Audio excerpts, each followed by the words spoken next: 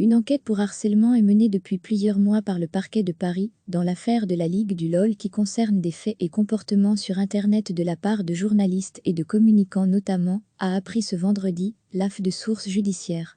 Cette source n'a pas précisé à quelle date avait été ouverte l'enquête, confiée à la Brigade de répression de la délinquance contre la personne, BRDP.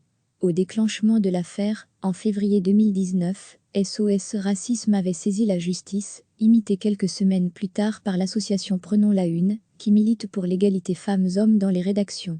De nombreux internautes avaient accusé plusieurs membres du groupe, essentiellement des journalistes et des communicants, et d'autres personnes extérieures, de les avoir harcelés sur Internet au tournant des années 2010, ou d'avoir, par leurs critiques publiques, lancé des meutes numériques contre eux. Ces accusations avaient entraîné le licenciement de certains des fauteurs de troubles supposés. Lire aussi, la Ligue du LOL, l'origine du mal parmi ces derniers, figure un ex-chef du service web de Libération, Alexandre Herveau, et un pigiste.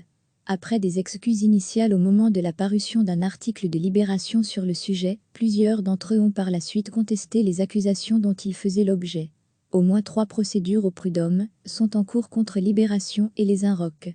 Lire aussi, Libération lève le voile sur la Ligue du LOL, accusée de cyberharcèlement. Cette information n'est rendue publique qu'à la faveur du premier anniversaire du fiasco médiatique, qui a ruiné des dizaines de vies, sur la base d'accusations infondées, a déclaré à l'AF Alexandre Herveau.